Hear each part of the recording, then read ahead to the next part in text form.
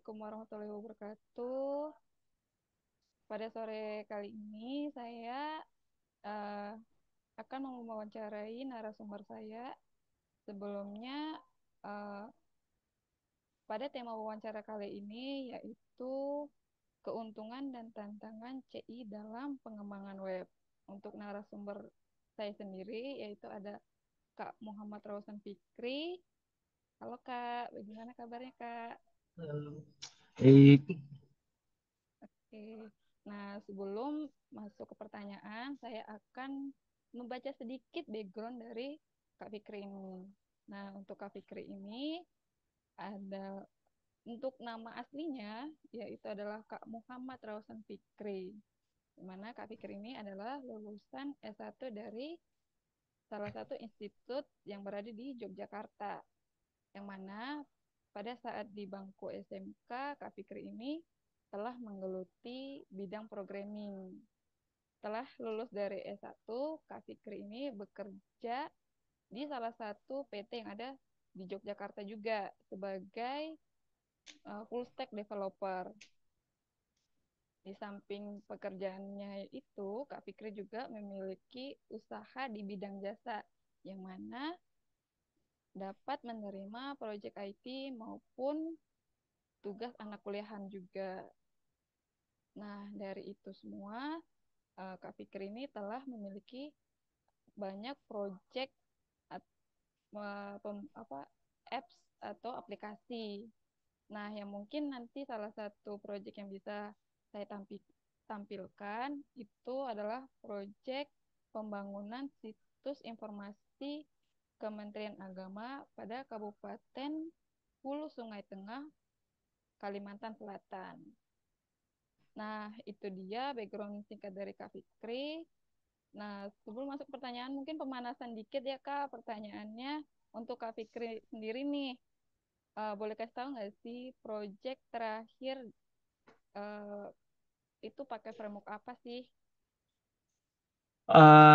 Kalau project terakhir yang benar-benar terakhir ya, itu ada pakai CI 4 paling baru itu kemarin.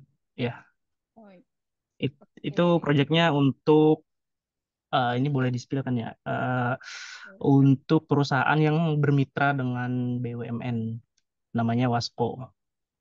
Di saya yang bikinin site application-nya. Oke. Wow, sudah masuk ke BUMN ya.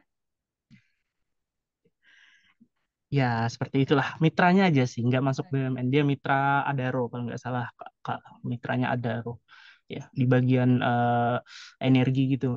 Ya, perusahaan energi ya, pengelolaan energi. oke. Itu.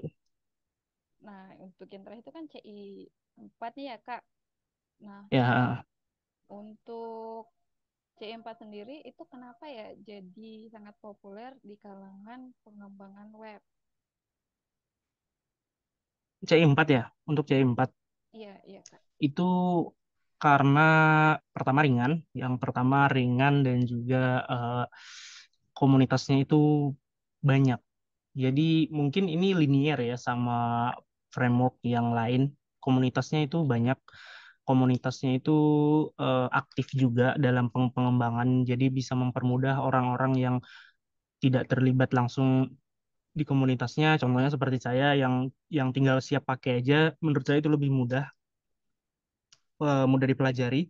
Terus juga konfigurasinya juga lebih gampang daripada beberapa framework yang saya tahu mungkin ya. Itu alasan kenapa CI 4 jadi pilihan harusnya itu. Oke, Kak. Nah, kan tadi Kakak sebutin juga ada beberapa framework ya. Nah, apa sih perbedaan utama antara CI 4 dengan framework lain? Contohnya seperti Laravel atau Y. Kalau perbedaan ya, kalau biasanya itu stigma sih di antara programming itu biasanya sering ya kalau kita lihat di sosial media itu saling saling apa lah istilahnya saling saling mengejek lah. Padahal itu candaan lah, saling bercanda bahwa oh, Laravel lebih bagus daripada CI, terus ada yang bilang CI lebih bagus, terus ada yang pakai I dan lain sebagainya. Sebenarnya perbedaan mendasar itu stigma para programming aja sih. Kalau misalnya CI itu eh, ringan dan mudah dipelajari itu satu, itu ya itu hampir semua orang pasti mengakui itu. Bahkan di pihak Laravel sekalipun dia bilang kalau ya sebenarnya pakai CI itu terlalu gampang, jadi mereka nggak mau pakai yang gampang-gampang biasanya gitu. Kalau Laravel itu biasanya terkenal akan elegan sintaksnya. Mungkin ini nggak terlalu, tapi rata-rata kalau orang yang aktif di framework dia akan mengerti dan paham bahwa Laravel itu elegan sintaks gitu. Dia ada beberapa sintaks yang khusus untuk Laravel yang padahal dia base-nya kan PHP ya, tapi dia punya sendiri gitu, punya cara sendiri untuk ngoding gitu. Jadi makanya kayaknya lebih lebih pemuja Laravel mungkin makanya lebih membanggakan itu ya, membanggakan gelar elegan sintaks itu. Kalau contohnya misalnya kita ambil Yi framework itu sebenarnya kurang lebih sama kayak CI, cuman dia ada beberapa aturan yang harus dipenuhi mungkin lebih ketat gitu. Berbeda sama CI yang lebih bebas untuk kita para programming itu berekspresi. Mungkin seperti itu. Mungkin sama halnya yang lain juga ada Symfony, terus mungkin ada Twig, ada juga eh, Phoenix mungkin atau Falcon. Ya, framework-framework itu punya kelebihan dan ciri khasnya masing-masing. Cuman perbedaan mendasarnya ya itu tadi paradigma dan stigma para programmingnya suka mengkotak-kotakan gitu, guys. Oke, berarti itu tergantung dari personal sendiri ya Kak ya. Iya, benar persona. Wah, anak CI nih, anak Laravel nih, wah anak ini gitu. Oke, baik-baik. Nah, setelah dari perbedaan yang tadi tuh Kak, nah untuk CI, iya CI 4 ini ada nggak sih kelemahan yang ditemui saat menggunakannya? Terus cara Kakak mengatasinya itu seperti apa sih? eh Kalau ngebahas sejarahnya ya, mungkin enggak sejarah sih. Kalau ngebahas dulu aku tahun sebelum CI 4 ini aku pakainya CI 3. Di CI 3 itu ada satu kelemahan, dia nggak punya ORM atau Object Relational Model. Jadi dia kalau nulis sintak di model itu menulis query secara langsung di dalam model. Kalau masuk ke CI 4, aku belajar di CI 4. Nah, di CI 4 itu dia lebih simpel gitu. Dia udah punya ORM sederhana, Object Relational Model itu. Jadi kita tinggal menulis sintak. Contoh kita mau nyari, mau select nih, select semua kolom di table. Kalau di CI 3 biasanya kita nulis langsung keseluruhan, select bintang from nama table. Tapi kalau di CI 4 dia udah cukup pakai find all aja, find all, udah return find all. Dia udah otomatis semua ke select itu udah ke select. Mungkin kalau dari hanya selecting saja itu nggak terlalu berpengaruh, tapi nanti ke depannya kalau pas aku pakai query join, query kondisi, query perhitungan, nah itu kepake banget itu ORM itu.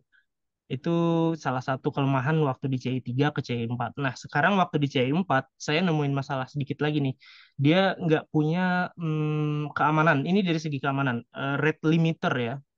Jadi ada istilah dalam website itu kita bakal apa over over capacity. Kalau misalnya pengunjungnya terlalu banyak, website kita bakal down. Dan itu biasanya dilakukan oleh hacking, serangan cyber dengan nama DDoS attack. Jadi DDoS itu eh, semacam apa ya, orang ilusi atau yang mengakses website kita secara bersamaan dengan paket yang ratusan ribu gitu. Jadi tiba-tiba pengunjung website kita itu banyak gitu, padahal bukan orang gitu. Di request jutaan orang terus ya langsung ngedown kita, website itu jadi lumpuh gitu istilahnya. Nah, itu nggak ada belum di CI untuk mengatasi itu. Jalan untuk mengatasinya kemarin saya pakai middleware, apa ya, lupa saya namanya, aduh saya lupa, ada di bagian filtering kalau nggak salah ya. Di situ saya pasang middleware-nya. Jadi request itu akan depending kalau udah sampai 100.